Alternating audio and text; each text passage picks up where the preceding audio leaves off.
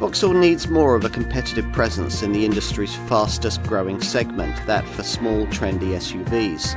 And, courtesy of PSA Engineering, this second generation Mokka model provides it. There's nothing that changes the class norm here, but we can't remember a more visually appealing Vauxhall in recent memory.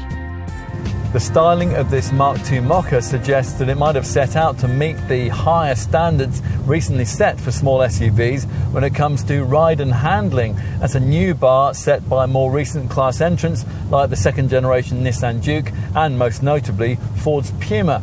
But underneath all the jaunty panel work, everything here is pretty much the same as with two segment rivals not especially known for their dynamic drive, Peugeot's 2008 and the DS3 Crossback. That Vauxhall's engineers wanted to create a slightly sportier confection here is evidenced by the slightly firmer ride that you will notice in the first half mile or so in driving this car. But it seems that there wasn't really the time, the money or the inclination to finish the job because the close body control, the poise at speed and the responsive steering that this Mokka would need to fully rival a Puma or even a Duke are all missing here. Still, the fashionista target market for this car probably won't care very much about that. And what we do have is, of course, a massive improvement on the first generation Mokka model. It's also, perhaps more relevantly, an improvement on this car's small SUV showroom stablemate, the Crossland. There are no surprises beneath the bonnet, not if, mindful of this car's Stellantis Group sourced engineering, you're expecting a carryover from the Peugeot 2008 anyway. If you're looking for a combustion engine, there are three choices, two petrol and a single diesel. The least powerful unit is a 1.2 litre turbo petrol power plant with 100 PS, and that's mated to a 6-speed manual box. The same Puretech-sourced 3-cylinder unit can be had with 130 PS, in which guise you can optionally specify an 8-speed automatic gearbox. If you are one of the few customers in this segment that still wants a diesel, there's a 1.5 litre black pump fueled unit with 110 PS, which uses a 6-speed manual gearbox.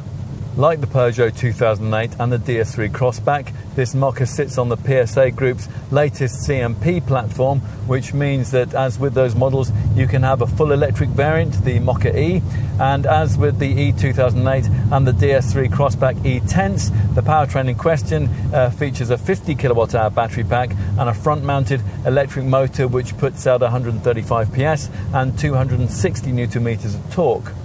Vauxhall claims the Mokka-e will be able to cover a WLTP-rated range of 209 miles on a single charge, and it can replenish itself from a 7 kilowatt home wall box in 7.5 hours, or just 30 minutes to 80% with a 100 kilowatt DC rapid charger. Well, this is different, isn't it? The name may not have changed, but everything else has, not least the way the Mokka looks.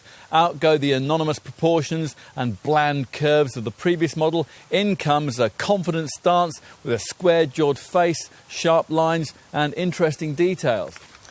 Let's start at the front, where the appearance is dominated by the visor grille, which rings the headlamps, the badge and the front panel running between the lights.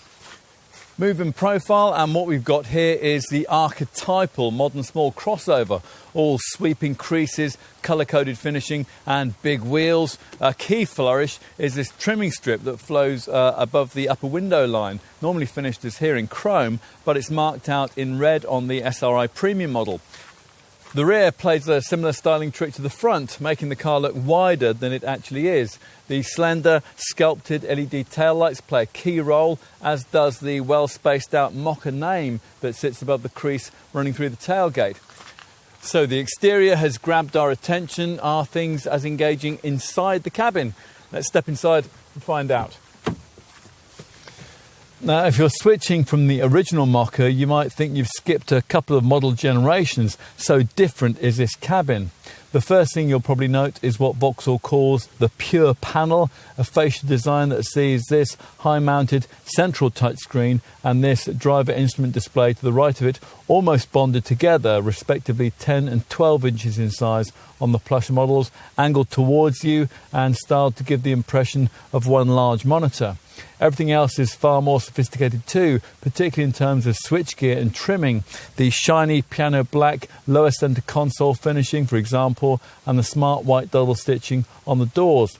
Plus, despite the sporty exterior looks, there's a proper, slightly raised SUV seating position, and that gives the more commanding feel that crossover customers like.